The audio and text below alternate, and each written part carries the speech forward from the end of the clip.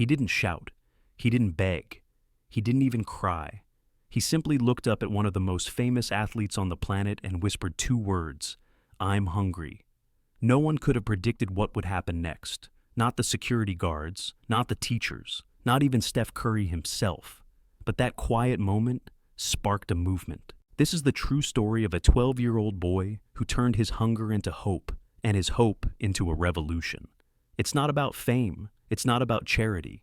It's about truth and what can happen when the world finally listens to a child who's been ignored for too long. Stay with us, because by the end of this story, you won't just believe in Jaden Brooks. You'll believe in what happens when courage dares to speak. It was supposed to be just another community event in the sun-baked streets of South Richmond, a book signing that drew hundreds under the relentless California heat, a few fleeting seconds, with an NBA superstar, a smile, a photo, maybe a quick autograph, and then back to ordinary life.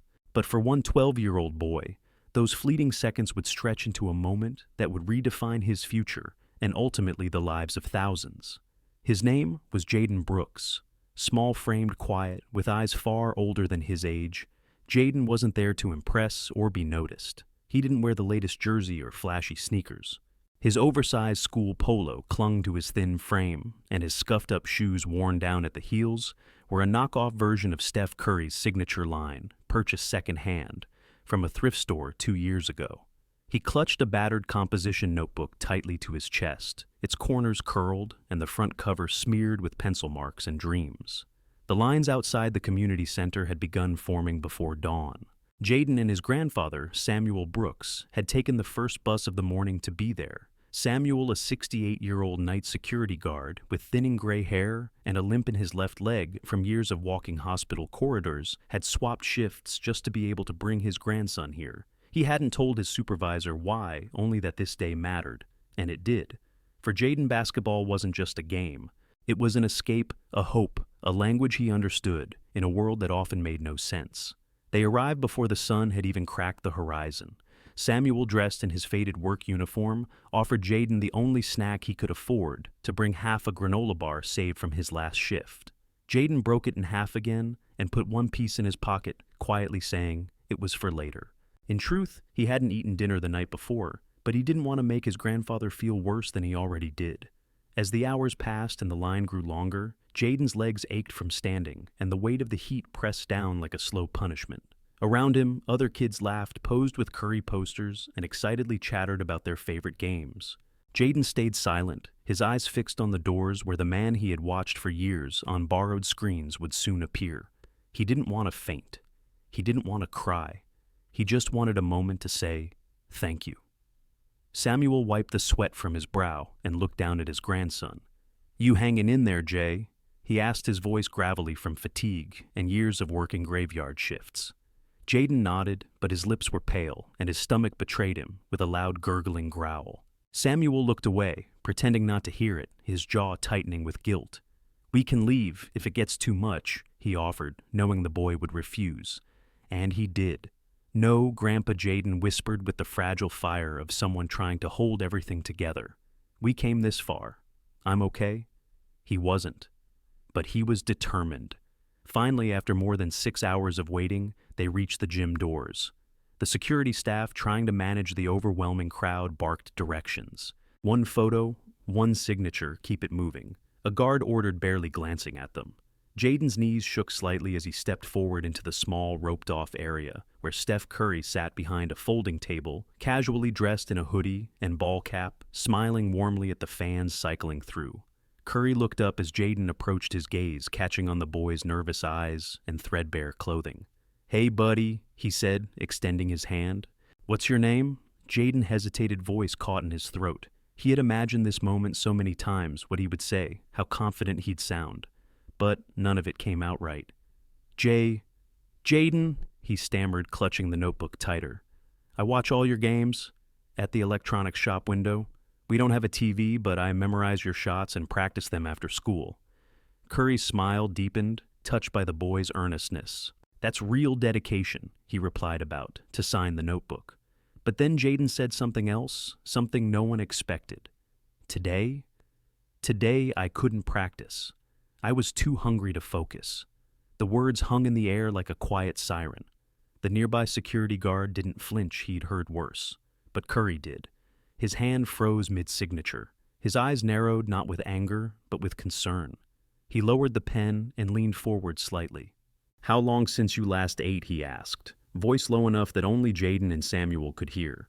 Jaden glanced down embarrassed. "Since lunch at school yesterday," he said softly. "But it's okay. I'm used to it." That last sentence, "I'm used to," it hit Curry like a body blow. He turned to look at Samuel, whose calloused hands were visibly shaking as he adjusted the strap of his canvas bag. Part of his hospital uniform was still peeking out beneath his old windbreaker. Curry didn't need more details.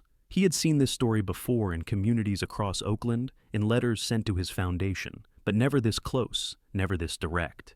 He nodded toward one of his assistants. "Hey Ryan, get their contact info. I want to follow up with them." Samuel's eyes widened. "Sir, we didn't come here for anything. Jaden wanted to meet you." "And he did," Curry replied gently. "But that doesn't mean it ends here." He scribbled something on a sheet of foundation paper and handed it to Ryan. Then he turned back to Jaden and asked, "You got plans this afternoon?" Samuel blinked confused. "No, sir." Curry smiled. "Great. Then don't go far." As they exited the event space, the crowd behind them surged forward, none aware of the quiet storm that had just passed. Jaden didn't speak. He didn't understand what had happened, but for the first time that day, his shoulders felt a little lighter. What he didn't know was that Curry had already pulled out his phone. While signing books and taking photos, he was also texting his wife Aisha, the director of Lincoln Elementary School, a pediatric nutritionist from his foundation, and his legal team. The wheels had been set in motion, and it had all started because a small boy had found the courage to speak one simple truth: he was hungry. 2 hours later, Jaden Brooks sat stiffly in a high-backed chair inside a quiet restaurant tucked into the corner of Jack London Square, a place he'd only seen in glossy brochures left behind at bus stops. His fingers fidgeted nervously under the polished table as his wide eyes scanned the silverware neatly arranged in front of him, more forks than he had ever used in his life. Cloth napkins folded like pyramids, water glasses that sparkled under the afternoon sun, streaming in from the bay windows. Opposite him, his grandfather Samuel sat upright, unsure of where to place his hands, the stiffness of a man who had never been in a restaurant that served anything with garnish. The waiter approached with practiced politeness, handing them menus so elegant that Jaden flinched when he realized there were no prices. "Order anything," Steph Curry said, with a warm smile as he removed his sunglasses and cap, blending out of celebrity and into something far more personal. "The chicken and waffles are fire, but Aisha says the salmon's the best on the West Coast." Jaden looked at the menu, then at his grandfather, then back at Curry. His stomach, still mostly empty since yesterday, roared again, but this time he smiled sheepishly. "I've never had salmon," he said, "not even once." Curry leaned back, folding his hands. "Then today's a great day to start." It wasn't just a meal, it was a pause in time, an intermission from struggle. Aisha Curry soon joined them, sliding into the booth beside her husband, with a kind nod to Samuel. "You must be Jaden," she said, her voice warm and motherly. "And you must be the young man who made Steph emotional in public, which is no easy feat." Everyone chuckled lightly, the tension cracked just slightly. As their food arrived steaming hot and plated like artwork, Jaden picked up his fork carefully and began to eat slowly as if afraid it might vanish. Every bite seemed sacred, his chewing methodical, his posture rigid with self-control. But it was clear he was starving. Samuel watched with a mix of pride and shame, proud of Jaden's strength, ashamed he couldn't provide something as basic as lunch. Curry noticed, as did Aisha, who gently placed a hand on Samuel's wrist. "You're doing more than enough," she said quietly. "You showed up. That's everything." There was a moment of silence filled only by the clinking of forks and soft jazz playing overhead. Then Aisha turned to Jaden. "So, I heard you play basketball." Jaden nodded. "Point guard," he said shyly. "Just like Mr. Curry, just Steph Curry," corrected with a grin. "How's school going?" Jaden's smile faded a little. He didn't answer immediately. Samuel hesitated before speaking. He used to be top of his class, advanced placement. But lately, his voice trailed off. Jaden looked down at his plate. "It's hard to concentrate sometimes," he whispered, "when you're thinking about dinner before lunch is even over." Curry didn't flinch. He nodded slowly like someone who had heard the same refrain from too many corners of the country. Hunger steals more than food, he said. It takes focus, confidence, sleep. Dreams. Samuel finally opened up. Their mama, my daughter Carla, passed away 3 years ago. Breast cancer. Went undiagnosed because we didn't have insurance. By the time they admitted her to the county hospital, it was already too late. His voice cracked. I've been doing the best I can. 3 grandkids, 1 paycheck, 2 jobs when I can find them. But Jaden, he's got something special. Always has. Curry listened silently, the weight of their truth settling into his chest. What about the boys? Aisha asked gently. Marcus and DeAndre right, they're 7 and 9, Samuel replied. With the neighbor right now. I could only bring Jaden today because, well, his birthday was last week, and I couldn't give him anything. The words hurt more than he expected. Curry blinked slowly, absorbing every syllable. What did you wish for? He asked Jaden. The boy paused, then answered without looking up. One day. Just one day when Grandpa doesn't cry when the bills come in. Where I don't have to pretend I'm not hungry. Where I don't have to act strong all the time. His voice trembled but did not break. Aisha's eyes filled. Curry looked away for a moment, pretending to adjust his watch. The air around them had shifted. This wasn't charity, this was reality. Jaden Curry said, after a beat, have you ever heard of our Eat, Learn, Play Foundation? Jaden shook his head. We started it to help kids just like you. Food security, education, and safe places to grow.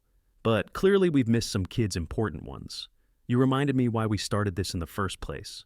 Under the table, Curry typed a message to his executive director, another to the district superintendent, and another to the foundation's logistics team. You two free tomorrow? He asked casually. I've got an idea. Actually, he said, his face lighting up as another thought formed. Bring your brothers too. I want them to see what we're working on. When the meal ended, Curry offered them a ride home in the foundation's van. Jaden hesitated. Are we allowed to ride with you? Curry chuckled. Kid, we're not sneaking into a concert. Of course you can. Before stepping into the vehicle, Curry knelt beside Jaden. Thank you, he said quietly, for being honest, for saying what most people are too scared to admit. That takes more courage than most adults I know. For the first time that day, Jaden smiled without hesitation. That night, as they returned to their modest apartment complex tucked between industrial buildings and a boarded-up laundromat, Samuel tucked the younger boys into bed, while Jaden sat silently at the small kitchen table notebook, open but untouched. His mind was full, not with math problems or spelling words, but with questions: why today? Why did Steph Curry listen? What could happen next? Across town. Curry was pacing in his home office, voice urgent on the phone with his foundation team. This isn't just a one-off, he said. It's not about dropping off groceries or paying one bill. It's about building something that makes sure no kid ever has to say, I'm used to it, again. He paused, staring out the window at the Oakland skyline. Tomorrow, we begin something new. The next morning dawned with the quiet stillness that only Sunday mornings could offer: streets empty, birds darting between crooked power lines, and the soft golden hue of sunrise painting the rusted rooftops of South Richmond. Inside apartment 2C of the Riverview Flats, Jaden Brooks stood in front of a cracked mirror, carefully smoothing the collar of his cleanest shirt, a faded white button-up that he had outgrown in the sleeves. Behind him, his younger brothers Marcus and DeAndre took turns tying their shoes, each dressed in their church best, despite the absence of an actual church service. Their grandfather Samuel had woken up before dawn, ironing wrinkles out of hand-me-down khakis and trying to scrub stains from Jaden's collar, with nothing but warm water and dish soap. He had said little, only reminding the boys to behave, to say thank you, and not to ask for anything unless offered. But inside, Samuel's nerves fluttered like a storm was coming. He didn't know what to expect. A man like Steph Curry didn't make promises lightly, and certainly not to families like his. Yet here they were dressed and waiting at the curb of their crumbling apartment complex, unsure if the previous day had been a dream. That was until a simple white van pulled up, not a limo or SUV, but a community outreach vehicle with a small foundation logo near the handle. The boys' jaws dropped when they saw who stepped out. It wasn't a driver or a volunteer. It was Steph Curry himself. Dressed in jeans and a navy hoodie, a ball cap pulled low over his face, he looked less like a global icon and more like the familiar face from the TV screens Jaden had watched through the electronics shop window. "Good morning, family," he called out, his grin bright beneath the bill of his cap. "I hope you guys saved your energy. Today's going to be an adventure." DeAndre, the youngest, clung to his brother's leg, staring wide-eyed. Marcus, the oldest of the two younger boys, was the first to speak. Are you Steph Curry?" Curry laughed, extending his hand for a high five that turned into an elaborate handshake Marcus had only seen on YouTube. "In the flesh, little man. And you must be Jaden's crew. He told me all about you." That was a small white lie. Jaden had barely mentioned his brothers, but the effect was immediate. The two boys stood taller, puffing their chests with a mix of pride and disbelief. Jaden beamed at their reaction. He had never seen them this happy before.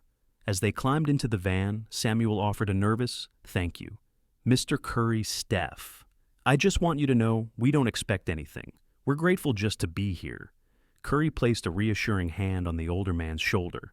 "Mr. Brooks, what we're doing today isn't a favor. It's a beginning." Their first stop wasn't what anyone expected. It wasn't the Foundation headquarters or a basketball gym. It was Lincoln Elementary School, Jaden's school. "Why are we here?" "It's Sunday," Jaden asked, confused. "Important meeting," Curry said cryptically. "You'll see." Inside the school's teacher conference room, a small crowd had gathered. The principal, Ms. Carmichael, several teachers, the district supervisor, Coach Ramirez, the basketball coach Jaden deeply admired but never dared to speak to, and 3 people from Curry's Foundation team. Curry's wife Aisha stood near the window, clipboard in hand, her eyes lighting up when she saw the Brooks family walk in. "Mrs. Brooks, thank you for coming," Principal Carmichael said, warmly rising to greet Samuel. "We don't usually hold meetings on Sundays, but when Steph Curry calls personally, you answer." Samuel looked overwhelmed, his hand gripping the frayed strap of his shoulder bag. We're not in trouble, are we?" "On the contrary," Curry interjected, motioning everyone to sit. "We're here to talk about a new beginning for Lincoln Elementary. And it all started because your grandson dared to speak his truth." What followed was a 1-hour presentation that made Jaden's jaw drop. On the projector screen appeared a proposal, the Jaden Initiative, a full-scale partnership between the school and the EAT. Learn, Play, Foundation. The plan was bold. Lincoln Elementary would become a pilot site for year-round food distribution, academic tutoring, after-school, mental health counseling, sports nutrition programs for student athletes, and an on-site food pantry open 7 days a week to families in need. "This isn't just for Jaden," Aisha explained, her voice steady. "This is for every student who walks through these doors, hungry, tired, or unseen." Coach Ramirez, a stern but fair woman in her 50s with salt and pepper braids, cleared her throat and spoke for the first time. "Jaden's always been one of my fastest players. Quick hands, good instincts. But over the past few months, I noticed he ran out of steam faster. I thought he was losing focus. Now I understand he was running on empty." Curry turned to Jaden and knelt beside his chair. "Yesterday you said something brave. You said, 'I'm used to it.' That's not something any kid should be used to. You helped me see that our foundation needed to do more than statistics and charity drops. We needed to listen." Principal Carmichael wiped a tear from the corner of her eye. "We've wanted to build programs like this for years," she said, "but without resources it felt impossible." "Not anymore," Curry said, standing. "This is just the beginning, and we plan to take this model to every school that needs it, starting with Lincoln." As the room erupted in soft applause, Jaden sat frozen, trying to understand the magnitude of what was happening. All around him, adults were making promises, drawing plans, building futures, and it had started with 5 simple words. "I'm hungry. I'm used to it." When the meeting ended, Curry walked the family back to the van. Jaden tugged gently on his hoodie. "Why are you doing all this?" he asked, his voice barely a whisper. "There are millions of kids like me." "Why us?" Curry paused. He crouched to meet Jaden's eyes. "Because you told the truth when it would have been easier to stay quiet. Because sometimes God puts people in our path to wake us up. You woke me up." He smiled. "Besides, point guards look out for each other. Right?" That afternoon, they toured the EAT, Learn, Play, headquarters. The boys played on the indoor court while Curry gave them shooting tips. Each child received a new backpack filled with nutritious groceries, books, and for the first time in their lives, authentic Curry brand basketball shoes. As they climbed back into the van, DeAndre turned to his grandfather and asked the question that would haunt Samuel later that night. "Grandpa, does this mean we won't have to choose between dinner and electricity anymore?" Samuel looked out the window, eyes glossy, and whispered, "I sure hope so, baby. I sure hope so." What had started with hunger was becoming something none of them could have predicted. And yet somehow it felt like the beginning of everything they had ever prayed for. The following days unfolded like a dream Jaden didn't want to wake from, except this dream didn't float on fantasy, but was built on real phone calls, real plans, and the quiet resolve of people who had decided that change was no longer optional. Monday morning, while most kids in South Richmond were still brushing sleep from their eyes, the team at Eat, Learn, Play was already gathered in their Oakland headquarters for what Steph Curry had called an emergency vision reset. The conference room buzzed not with panic, but with purpose. Curry stood at the head of the table, no jersey, no spotlight, just a man with fire behind his eyes. On the screen behind him was a photo. Jaden's photo taken the day of the signing, cropped just close enough to see the wear on his shirt collar and the defiance in his exhausted face.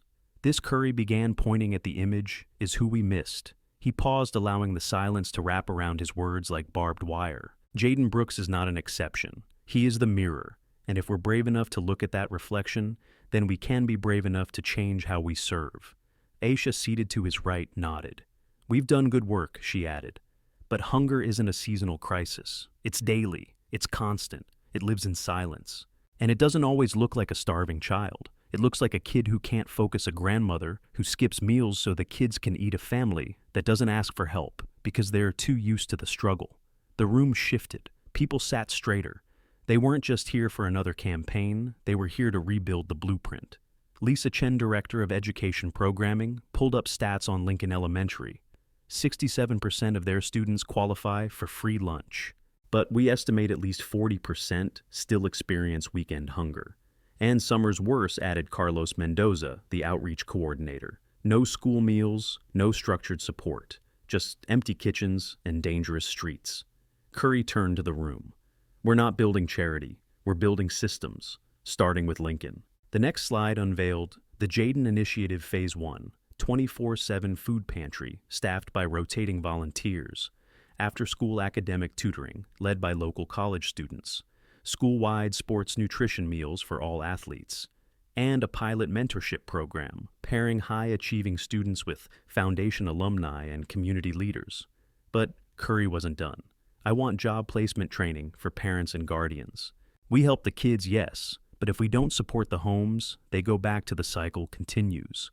As logistics teams scribbled notes and funding directors reviewed revised budget proposals, Curry sat quietly, fingers tapping the table in a silent rhythm. He was no longer just the face of a foundation, he was its architect, driven not by brand, but by burden.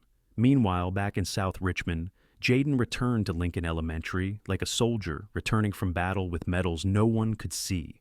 Word had spread, of course, not because Jaden told anyone, but because teachers had begun whispering about what Steph Curry was planning. Kids stared at him in the hallway, not with mockery, but with curiosity. "Is it true?" one asked. "Are they naming a program after you? Did you meet Steph Curry twice? Did he come to your house?"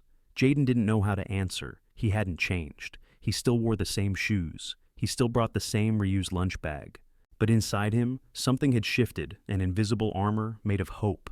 That afternoon, after classes ended, Jaden stopped by the gym where Coach Ramirez was cleaning up cones from a scrimmage. She looked up and smirked. "So superstar. You forget how to dribble now that you've gone." "Hollywood." Jaden grinned. "No, coach. Good, because I heard you've been slacking on your footwork." She tossed him a ball. "Let's fix that."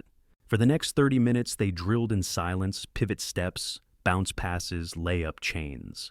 And for the first time in weeks, Jaden didn't feel tired. He felt fueled. Back at home, Samuel stood at the counter sorting through a small stack of envelopes when the phone rang. It was a woman from the foundation, Trina, soft-spoken but firm.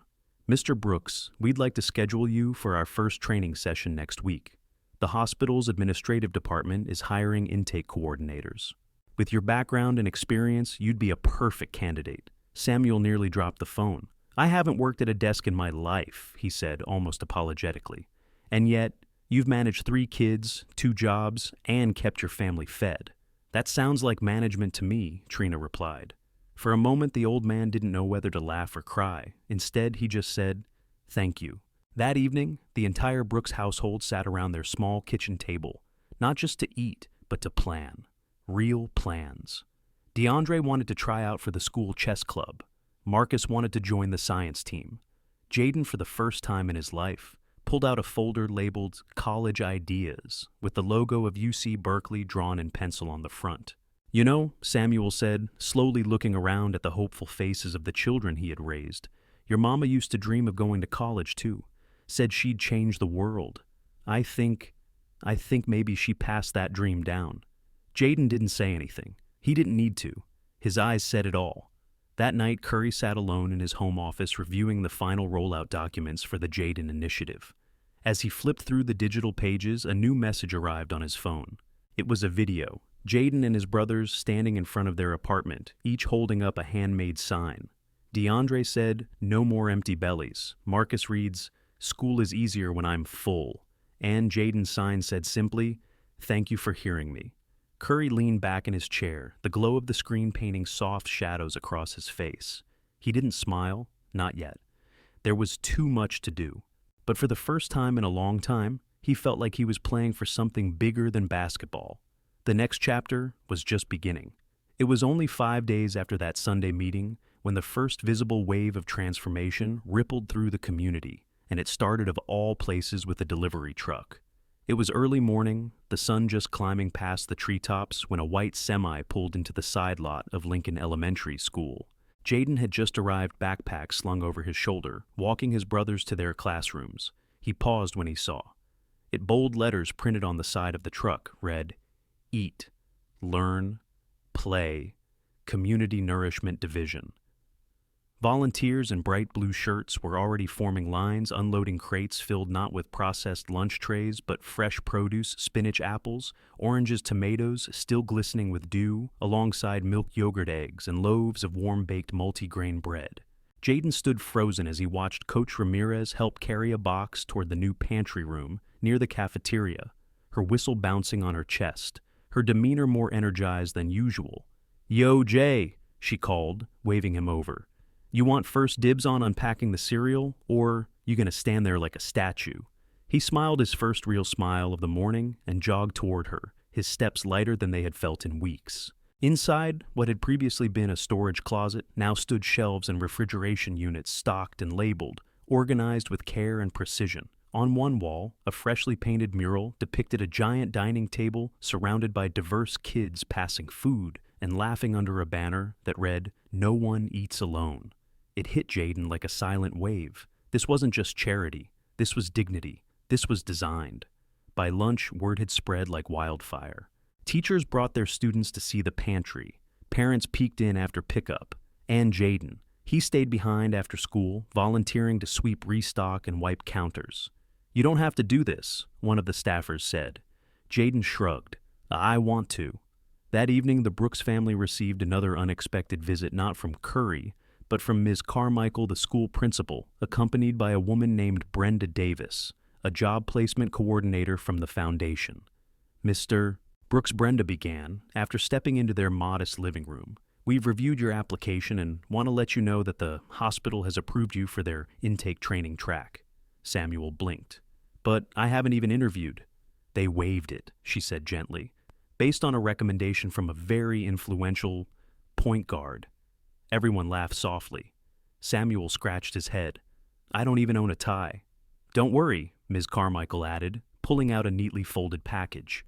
"We thought you might say that." Inside was a brand new shirt slacks, and yes, a tie.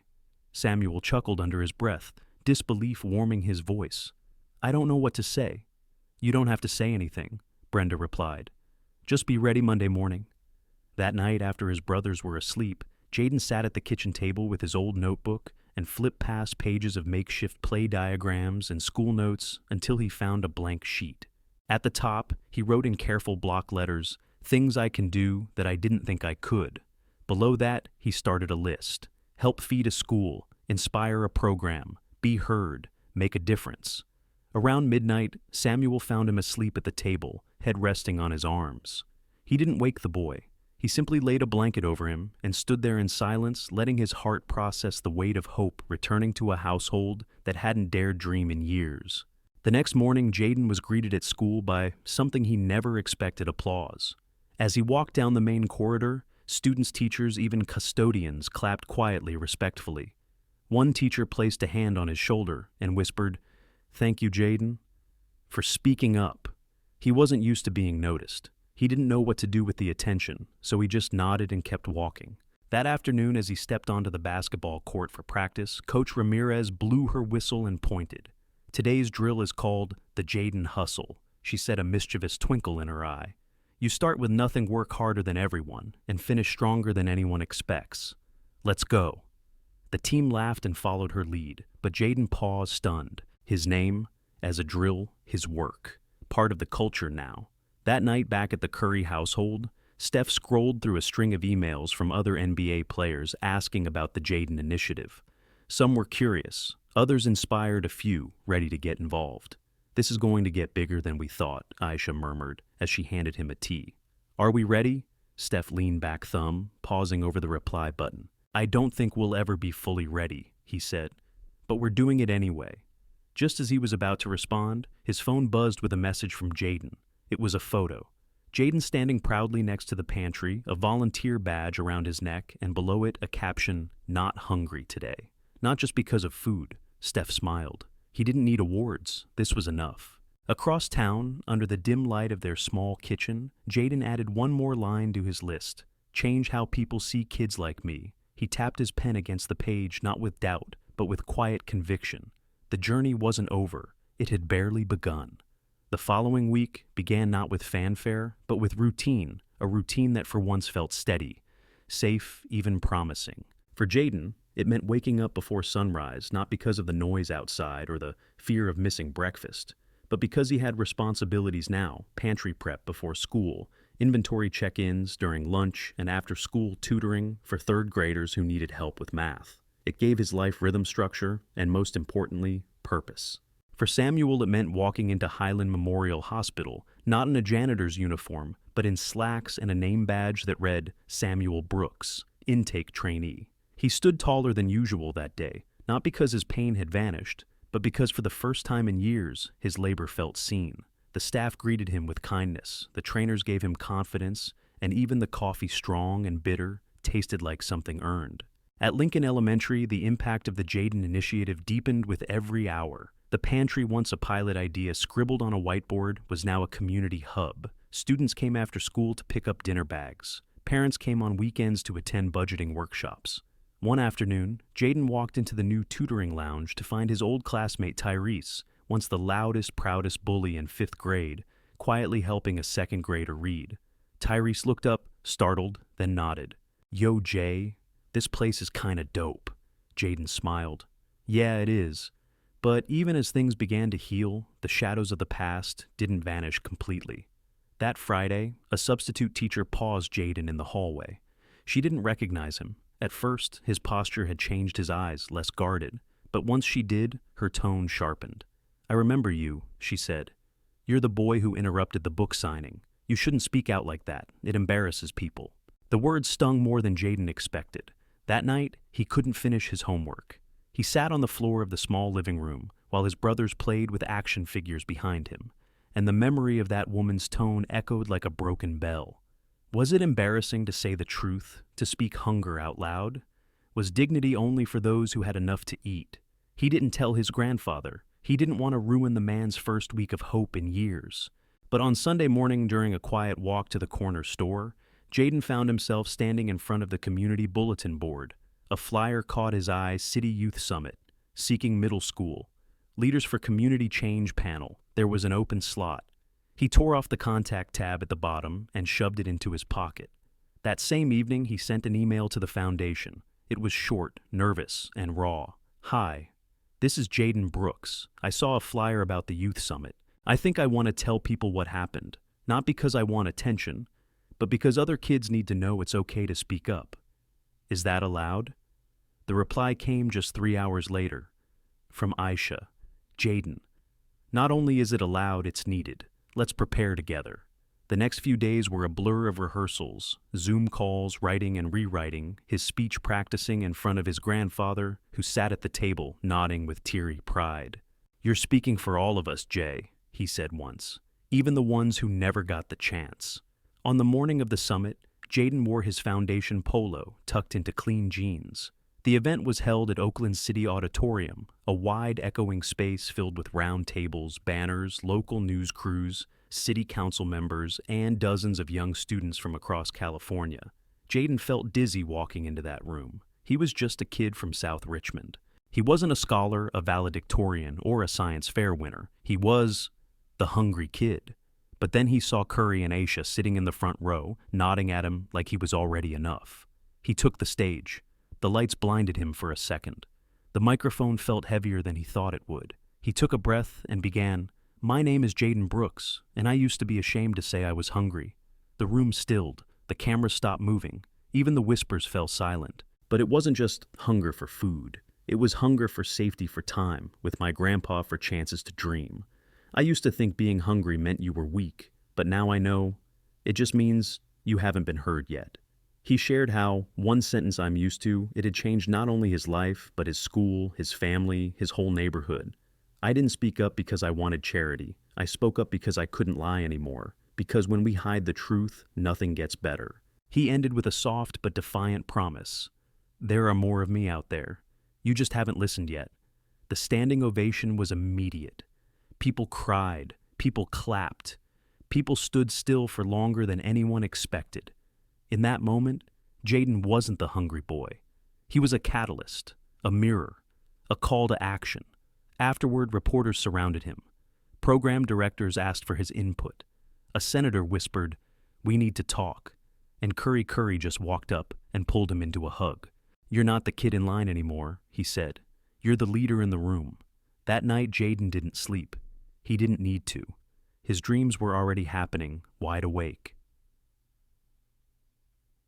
In the weeks that followed the youth summit, Jaden's name began circulating far beyond South Richmond, not as a celebrity or a viral sensation, but as a quiet storm, a 12-year-old boy whose truth had cracked open doors that had been shut for decades.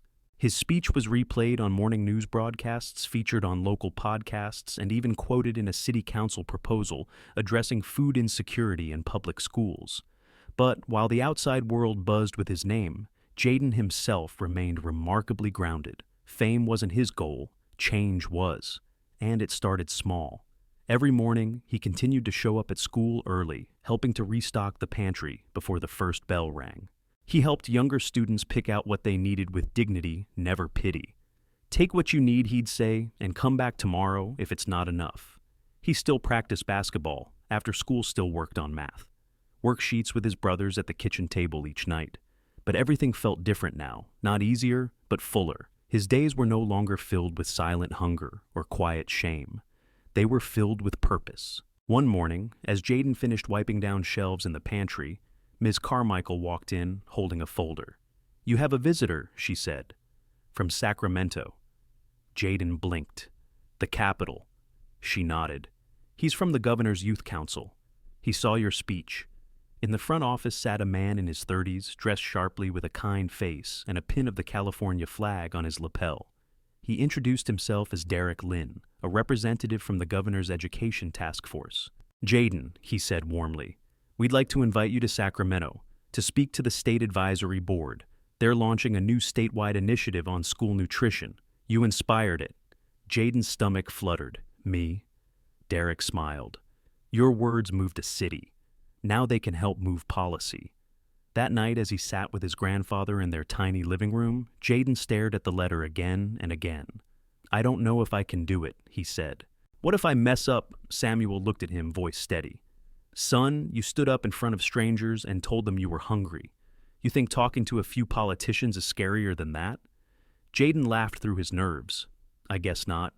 The trip to Sacramento was arranged within a week. Steph and Aisha insisted on funding it through the foundation, providing not just transportation, but a new set of clothes, a binder of prep materials, and a coach to help Jaden structure his message. The morning they left, Samuel stood on the porch holding Jaden's shoulders, brushing invisible dust from his collar. "You carry all of us with you," he said. "Your mama would be proud." The halls of the Capitol building were colder than Jaden expected. Marble floors, long corridors, portraits of people he didn't recognize. But when he entered the conference chamber, filled with state officials, school board directors, and nonprofit leaders, he didn't feel small. He felt ready. "Good morning," he began, voice steady. "My name is Jaden Brooks, and I want to talk to you about something simple: food." He spoke about how it felt to be in class and not hear the teacher over the rumble of his stomach, how hard it was to play basketball on weak legs, how painful it was to hear his grandfather cry quietly in the kitchen at night, thinking Jaden was asleep. He didn't use big words. He didn't need to. His honesty did the work. "Food isn't just survival," he said. "It's a signal. When you feed a kid, you're telling them, 'I see you. I believe in you. You matter.'" The room went silent. And then, like a tidal wave, came applause. After the hearing, several school districts requested to join the Jaden Initiative pilot. A regional grocery chain donated monthly fresh produce to participating schools. The mayor of San Diego requested a private call. And the governor's office pledged to create a task force led in part by student voices, with Jaden invited as the first junior advisor. Back home, Jaden returned to school the next morning, like any other day. He was in the pantry by 7:15 a.m., stacking apple juice boxes and peanut butter jars. No one called him Governor Jaden. No one gave him a crown. That's how he liked it. But change was clearly taking root. Students began bringing notes of thanks, shyly tucked into food bags. "My mom smiled last night," one read. "She hasn't in a while." Another simply said, "Thank you for the oatmeal." Marcus and DeAndre, once shy and guarded, had started leading small reading circles at the after-school program. Samuel, now fully employed in the hospital's intake office, returned home every night with stories of patients he had helped, coworkers who treated him with respect, and plans to enroll in a part-time certificate course. One Thursday afternoon, Jaden arrived home to find a package on the doorstep. Inside was a brand new laptop with a sticky note on top for whatever future you choose to build. SC Jaden stared at it for a long time, then opened his notebook, the one he started weeks ago, titled "Things I Can Do That I Didn't Think I Could." He added a new line, "Speak so people change the rules." Later that evening, as he typed up a speech draft for an upcoming school board presentation, DeAndre curled up next to him and asked, "Are you going to be famous one day?" Jaden laughed. "I don't know." "Well," DeAndre said with conviction, "you already famous to me." Jaden looked down at his little brother, the same one who used to sleep with an empty belly, now full of questions and joy. "That's the best kind of famous," he said. Across town in the Curry household, Steph sat reviewing quarterly foundation reports when he came across the latest pantry feedback from Lincoln Elementary. Attached to it was a scanned note from one of Jaden's classmates. It read, "Before the pantry. I used to steal snacks from the cafeteria. Now I help pass them out. I feel proud of myself for the first time." Steph leaned back, phone buzzing in his pocket again. More inquiries, more expansion. But his heart stayed with that note, and with the boy who made it all possible. A boy who stood in a line and said, "I'm hungry." A boy who didn't know he'd already become a leader. A boy named Jaden Brooks. Spring brought with it a softness South Richmond hadn't felt in years. Days that stayed light longer. Laughter that spilled from playgrounds without being cut short by sirens, and a quiet transformation in the way neighbors greeted each other on the street. People began to believe again, not just in programs or donations, but in each other. And at the heart of this pulse was a boy who never asked to be a symbol, who simply wanted lunch. Jaden Brooks had become more than a name. He had become momentum. Not because he tried to be everywhere, but because wherever he was, change followed. At Lincoln Elementary, the Jaden Initiative was now more than a pilot. The school's gym had been upgraded with new flooring, donated uniforms, and dedicated slots for wellness classes. The library had doubled in inventory thanks to a partnership with the city's literacy fund. Jaden's classmates didn't look at him with curiosity anymore. They looked at him with belonging. "You made us matter," one girl told him shyly as she helped pack meal kits for a weekend drive. Now, people listened to our school. Jaden didn't know how to respond. He just smiled and handed her a box of granola bars. But while school felt different, home remained the sanctuary that grounded him. Every evening, the Brooks apartment filled with the steady rhythm of life, finally less burdened by survival. Samuel, now weeks into his hospital position, brought home stories about patients who reminded him of his daughter Carla, and coworkers who treated him with dignity. The job didn't erase the pain of what they'd lost, but it honored it. She would have liked this, he'd whisper sometimes, eyes far off. Jaden understood. Some grief doesn't fade, it just finds quieter corners. On a rare Saturday off, Jaden was invited to join Steph and Aisha at a private brunch with several local leaders. They sat in a small garden behind a community cafe, the table surrounded by people in crisp suits and careful words. But when Jaden arrived, everyone quieted not out of obligation, but out of awe. This wasn't the loud kind of respect. It was the kind that rose when people witnessed truth made flesh. One of the guests, a woman from a national education nonprofit, leaned forward. "Jaden," she said, "you've inspired a model that's now being studied by 3 different states. How do you feel about all of this?" Jaden looked down at his plate, then out at the garden, where a row of sunflowers tilted toward the light. "Sometimes I still get hungry," he said simply. "Not for food, not anymore, but for change. There's always more to do." The table fell silent. Aisha placed her hand over his, steady and proud. Later that evening, Jaden sat on his bedroom floor, sketching diagrams in his notebook. This time, not of basketball plays, but of school layouts. Where would a pantry fit best? What classrooms could double as tutoring spaces? He wasn't just dreaming, he was designing. Meanwhile, news of the initiative continued to ripple. A charter school in San Jose adopted a similar model and requested a visit from Jaden. The California Teachers Association published an article titled "The Jaden Principle," a philosophy centered on listening to students before prescribing solutions. Even universities took notice. UC Berkeley's summer program for gifted youth sent an early invite waiving tuition entirely. But not everything was applause. As the program expanded, critics began to surface. Anonymous comments on local forums questioned why so much attention was being placed on just one school or one boy. Some accused the foundation of favoritism. One op-ed in a conservative journal mocked the hunger hero narrative, suggesting poverty was being weaponized for publicity. Jaden saw the article by accident. Someone left a printout in the library. His chest tightened. He wasn't angry. He was confused. How could telling the truth be wrong? That night he asked Samuel, "Do you think people are only helping because I told a sad story?" Samuel looked up from his tea. "No, Jay. They're helping because you reminded them that stories matter. You didn't ask for pity, you demanded attention. There's a difference." Jaden nodded slowly. "But what if people think I'm being used? Then you remind them whose voice started this in the first place." The next morning, Jaden stood in front of his homeroom class, unprompted. "I know some people think this is just about me," he said, "but it's not. It's about all of us. So if anyone wants to help with the next pantry drive or tutoring session, come see me after class." Over half the room raised their hands. That afternoon, while organizing shelves, Jaden found a note taped to a juice crate. It was written in shaky, blocky handwriting. "Thank you for the food, and for making it cool to ask." He folded it carefully, placed it in his backpack beside his notebook, and whispered, "That's enough for today." Across town, in the quiet of his office, Steph Curry looked over quarterly reports showing the growth of the Initiative 10, new schools, 4 additional cities, over 5,000 students served in just under 3 months. But what he kept pinned above his desk wasn't data. It was a drawing Jaden had given him weeks ago, a crude map of Lincoln Elementary with arrows, hearts, and scribbles. At the top, in a messy scrawl, a place where nobody's afraid to say they're hungry. Curry smiled. He knew now this was never about a meal. It was about creating a world where truth had a place to live. And in that world, Jaden Brooks was no longer just the boy who spoke up. He was the architect of a future where dignity was served daily. Summer settled over South Richmond like a long exhale, slow, golden, and warm, in a way the community hadn't felt in years.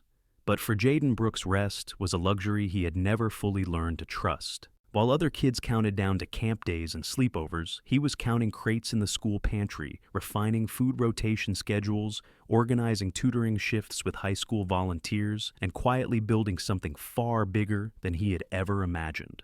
The Jaden Initiative had officially expanded to 11 schools statewide, and 3 others were pending approval in Nevada, Oregon, and Arizona. Each school that adopted the model would receive startup funding, curriculum support, and an implementation team led not by politicians, but by people like Jayden students, teachers, cafeteria, staff, and families who knew the rhythm of struggle firsthand. But back in Lincoln Elementary, where it all began, Jayden was still just Jayden point guard math, tutor, pantry volunteer, and the boy who never forgot what hunger felt like. One morning, as he prepared for the school's end-of-year celebration, Ms. Carmichael handed him a sealed envelope. Came through the district office, she said, with a knowing smile. Might want to open it when you're sitting down. Jayden did just that alone on the bleachers in the empty gym, sunlight pouring in through the windows. Inside the envelope was a certificate bearing the seal of the U.S. Department of Education, commending him for outstanding youth leadership in equity and access. Attached was a letter from the Secretary of Education, personally inviting Jayden to Washington, D.C., as an honorary youth delegate at the National Child Wellness Conference. Jayden's eyes widened and his breath caught. He wasn't just making waves in his neighborhood anymore. The ripple had become a current pulling national attention. But more than the honor, it was the closing line that stayed with him. You are not the future we believe, you are the present.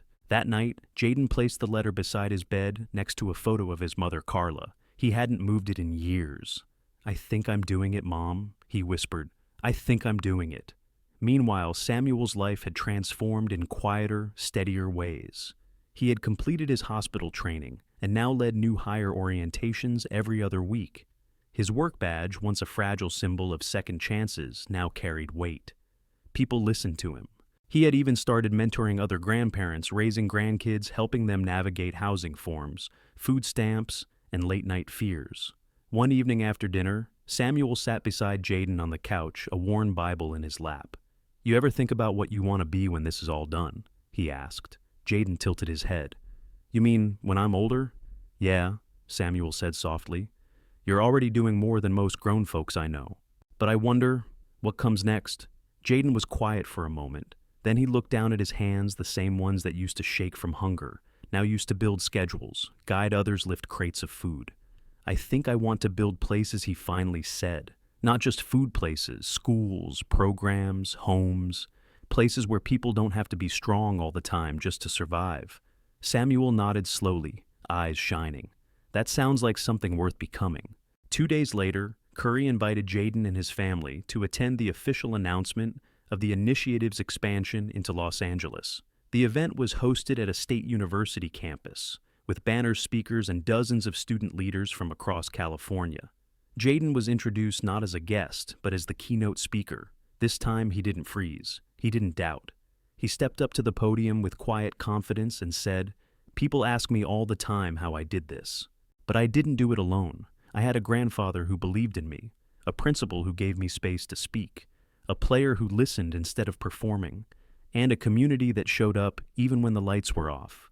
This isn't the Jayden Initiative because of me. It's because it started with someone who said, 'I'm hungry,' and was finally heard. The crowd erupted, but it wasn't the applause that moved Jayden. It was the line of younger students afterward, some crying, some whispering, 'Thank you,' some just reaching out to hug him. In one quiet corner of the hall, a boy no older than 10 approached and handed him a paper crane. 'I made it for you,' he said. 'My mom works 2 jobs. We used to skip dinner. But we don't know. Because of you.' Jayden took the origami in both hands, nodded deeply, and said, 'The only thing that mattered. I see you.' That night, as they drove back to Richmond, DeAndre slept with his head in Jayden's lap. Marcus curled against the window, and Samuel hummed an old hymn from church. Jayden stared out at the highway, Light's heart-full eyes, wet not from sadness, but from gratitude so vast it didn't have a name. At that moment, he understood something profound. This journey would never really end. There would always be another school, another child, another kitchen table, trembling under the weight of unpaid bills. But as long as he had a voice, as long as someone was willing to listen, change would keep moving. The next morning, back in the pantry, Jayden posted a new sign above the shelf of lunch packs. It read, "You don't have to be brave alone." And below it, in smaller letters, Jayden Brooks, age 12. Because bravery, he had learned, didn't mean being loud. It meant being honest when the world expected silence, and honesty when amplified could echo farther than fear ever could. Summer melted into early fall, and with the changing leaves came a changing narrative not just about Jaden Brooks, but about what children like him represented. He was no longer described as a poor boy who got lucky or the kid Curry helped. He had become something rarer, more powerful, a symbol of sustained transformation, led by truth, carried by community, and unshaken by fame. Back at Lincoln Elementary, life had found a new rhythm. The pantry now operated 7 days a week, fully staffed by rotating volunteers, parents, neighbors, even retired teachers who once thought their time to help had passed. After-school tutoring programs expanded into weekends, and a once-abandoned classroom had been transformed into the Dream Lab, where students like DeAndre could experiment with robotic storytelling and science without fear of judgment or limitation. Jaden had become the quiet pulse of it all, not at the front of every photo, but always present, always working, always watching to make sure no one fell through the cracks he had once slipped into. Then one morning, just as Jaden was finishing a pantry stock count, he was called to the front office. "There's someone here to see you," said Miss Carmichael with a strange mixture of pride and caution in her voice. Jaden entered and found a tall man in a dark suit standing next to a younger woman holding a camera. "Jaden Brooks," the man asked, extending a hand. "I'm Darius Vaughn, senior producer for 60 Minutes. We'd like to do a segment on your story." Jaden's eyes widened. He had seen that show before, late at night on his grandfather's TV when they could afford cable. Serious journalists, big stories, people who mattered. "Why me?" he asked softly. The producer smiled. "Because your voice is reshaping policy, Jaden. We think the world should hear how it started." The following days blurred into sound checks, interviews, and long talks with the producers about everything his mother, the first hunger, Pains the book, signing the whispers of doubt, the hard-won victories. He wasn't coached. He wasn't told what to say. They just listened. On the day the segment aired, Jaden, Samuel, Marcus, and DeAndre all sat crammed on the old couch, a borrowed smart TV perched on a folding table. Neighbors joined them, bringing snacks and folding chairs. When Jaden's face filled the screen, narrating his journey over slow-motion shots of Lincoln Elementary, the pantry and clips from the summit, no one spoke. When he said, "We weren't invisible. We were just unheard," Samuel gripped his knee tightly. When he said, "We didn't need saving. We needed a chance," someone in the back of the apartment started quietly crying. By the end of the segment, a line Jaden hadn't remembered saying landed like thunder. "What I want most is for no kid to ever think survival is the same thing as living." The room was silent, and then it erupted not into applause but into something better, resolve. That night, Jaden received over 400 emails, not from donors or celebrities, but from kids, from parents, from janitors, librarians, and cafeteria workers, from people in towns he'd never heard of, who saw themselves in his story. One message from a 10-year-old in Milwaukee simply read, "I told my teacher I was hungry today. I never said it out loud before. She gave me crackers. Then she cried. Thank you for helping me be brave." Jaden replied to every message he could, one by one. He stayed up until 3 a.m., not out of obligation, but out of respect. These voices had waited long enough. Meanwhile, Curry watched the segment alone in his home office. No spotlight, no entourage, just him and the glow of the screen. When Jaden's quote hit survival isn't the same as living, he paused the video, rewound, played it again. Then he whispered to himself, "That's legacy." The next day, the foundation's inbox exploded. Requests came in from National Food Bank school districts across the Midwest, and even the United Nations Youth Development Council. But Curry redirected all the attention the same way asked Jaden first. One afternoon, as Jaden sorted produce with Marcus, a delivery truck pulled up unexpectedly. On the side, Farm to Family Partnership with Jaden Initiative. The driver jumped out and handed Jaden a clipboard. "This is our 3rd donation this month. Just tell us where to drop it." Jaden blinked. "How'd you know we needed more fruit this week?" The driver shrugged. "Someone named Aisha Curry mentioned it on a Zoom call, said you guys were seeing a spike. We got you." And just like that, a private comment had turned into 500 pounds of organic apples and oranges for kids who wouldn't otherwise see fruit until a school lunch tray.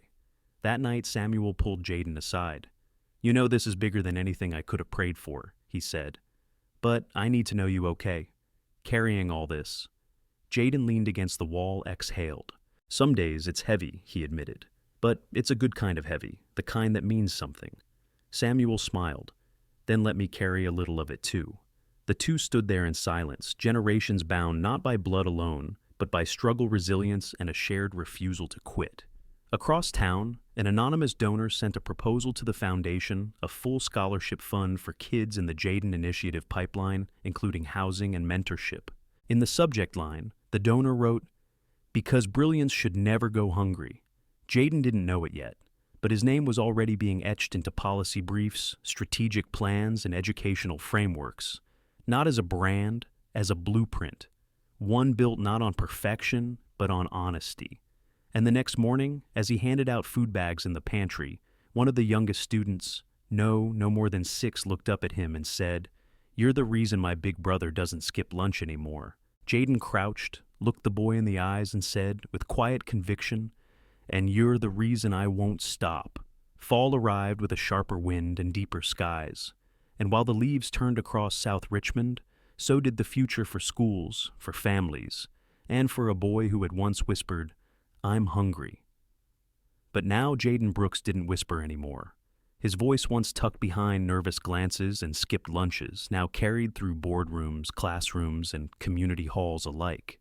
By October, the Jayden Initiative had grown into a statewide ecosystem, 23 participating schools across California, 5 regional food banks integrated into weekly delivery networks, and a newly piloted mental health wing, focusing on the invisible scars of poverty, an idea Jayden himself had raised in a town hall, simply saying, "Sometimes it's not just our stomachs that hurt." But in the middle of all this motion, Jayden remained grounded. Each morning, he still arrived at Lincoln Elementary, before the bell sorting donations, with his brothers checking in with volunteers and updating spreadsheets like any dutiful coordinator. One afternoon, he stayed behind after everyone else had gone home, sitting in the dim pantry light, scrolling through anonymous survey responses from students. One line hit him like a punch. "I steal food sometimes. I hate myself for it."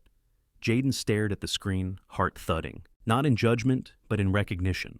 He remembered what it was like to pretend he wasn't starving, to act brave while shrinking inside. That night, he designed a new Dropbox system, discreet pickup lockers outside the gym entrance labeled, "Take what you need." No questions asked. Within days, the lockers emptied faster than they could be restocked. Ms. Carmichael pulled him aside. That idea, it wasn't just smart, it was humane. Jayden shrugged, eyes tired. It just felt right. Meanwhile, Samuel's life was blossoming in ways he hadn't dared imagine. He had been offered a permanent position at the hospital, with benefits, and when asked to give a short talk at an employee luncheon, he stunned the room by opening with, "I used to clean these halls. Now I help people walk through them with dignity." The crowd had risen to its feet not for his eloquence, but for his quiet, unwavering integrity. DeAndre, once silent in class, now read aloud during library hours, while Marcus began helping other students write their community grant proposals. The Brooks family, once pressed flat by survival, had begun to expand not in luxury, but in purpose. Then one morning, a new letter arrived, this time from the White House. It was embossed formal and brief, an invitation for Jayden Brooks to attend the National Child Policy Roundtable, as the youngest delegate in the country. He stared at it for a long time, then handed it to Samuel. "I don't even own a suit," Samuel smiled. "Then I guess we'd better go shopping." The trip to Washington, D.C. was more surreal than Jayden could describe. The plane ride alone felt like stepping into someone else's life. But the moment that stayed with him came not in the press photos or policy rooms, but in the private waiting area before the meeting began. There, seated beside him on a worn leather bench, was a girl his age named Marisol. She was from New Mexico. Her family lived in a trailer without running water. She had started a clean water initiative at her middle school. They spoke in soft tones, trading truths like veterans of a quiet war. "They don't see us, do they?" she whispered. Jayden nodded. "Not until we speak." The round table itself was filled with officials, youth advocates, and non-profit leaders, but when Jayden stood to speak, the room leaned in. "There's a difference," he began, "between feeding a child and empowering them. I know what both feel like, and I know what it feels like when no one listens until you're broken enough to cry out.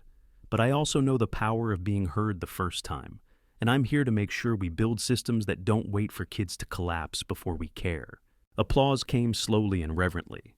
A policy director from the USDA asked to meet afterward. The Surgeon General personally thanked him for including mental health in the initiative's expansion model, and the First Lady herself shook his hand, saying, "You remind me of the kids who built this country quiet, brave, and unstoppable."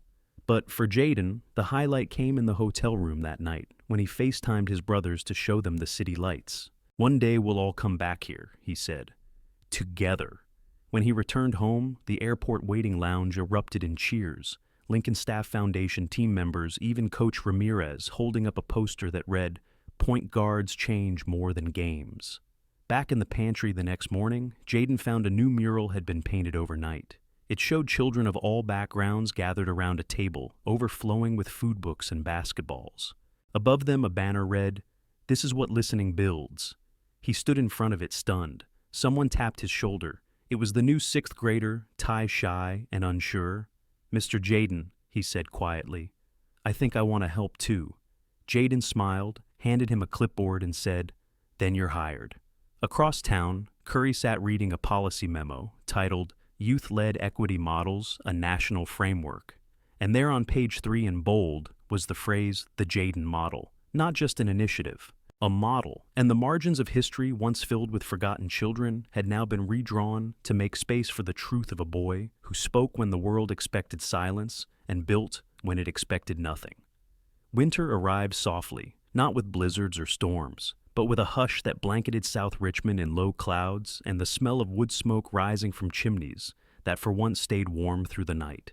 The Brooks family sat around their small dining table, not for a meeting, not to cut bills in half, but simply to eat, to laugh, to breathe in the miracle of normalcy.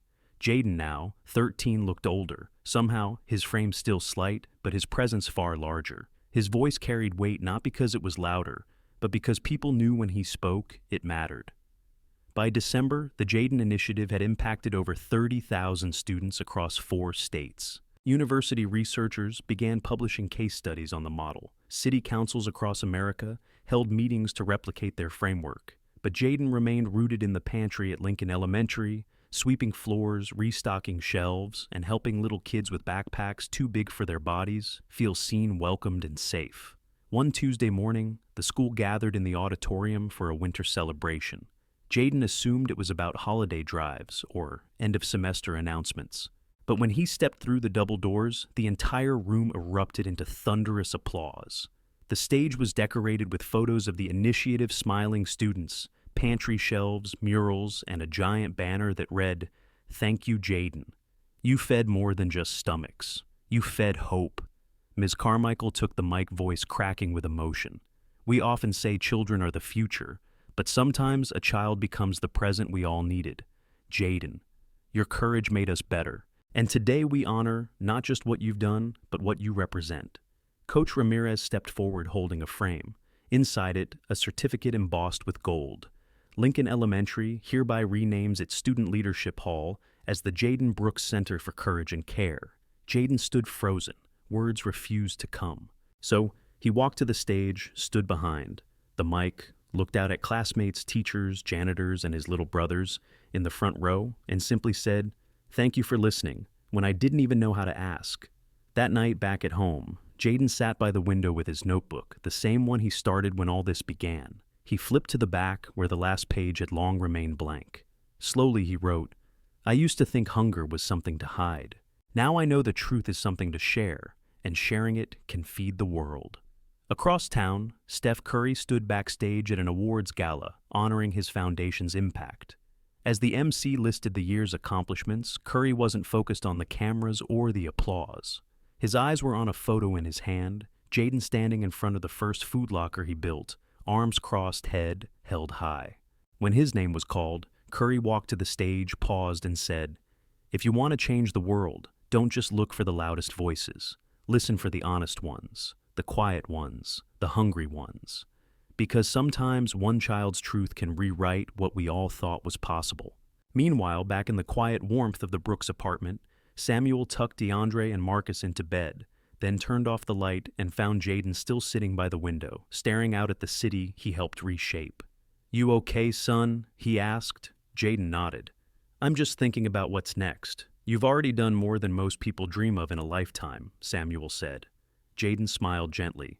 Then, I guess I've got a lifetime to keep going. And as the lights of Richmond flickered under the early frost, as schools across the country rolled out new pantry programs bearing his name, as lawmakers scribbled his words into policies they once ignored, one boy sat awake in the glow of possibility, no longer hungry for food, but for justice, for joy, for the kind of future every child deserves. Not someday, but now. Jaden Brooks never asked to be a hero. He never wanted a spotlight or a stage or his name on a building. All he wanted was to be heard, to be full, to be seen. But in speaking a truth the world tries so hard to ignore, he didn't just change his own life. He changed schools. He changed the laws. He changed hearts. And maybe most of all, he reminded us that the quietest voices often carry the loudest truths. So now it's your turn. Tell us in the comments, what's a truth you've been holding in? What would you change if someone just listened? If this story moved you, inspired you, or reminded you of someone you care about, share it. Let it ripple. Because the next Jaden might be watching, and your voice could be the one that makes them believe. Subscribe to Flow Story for more real stories that move the world one truth at a time.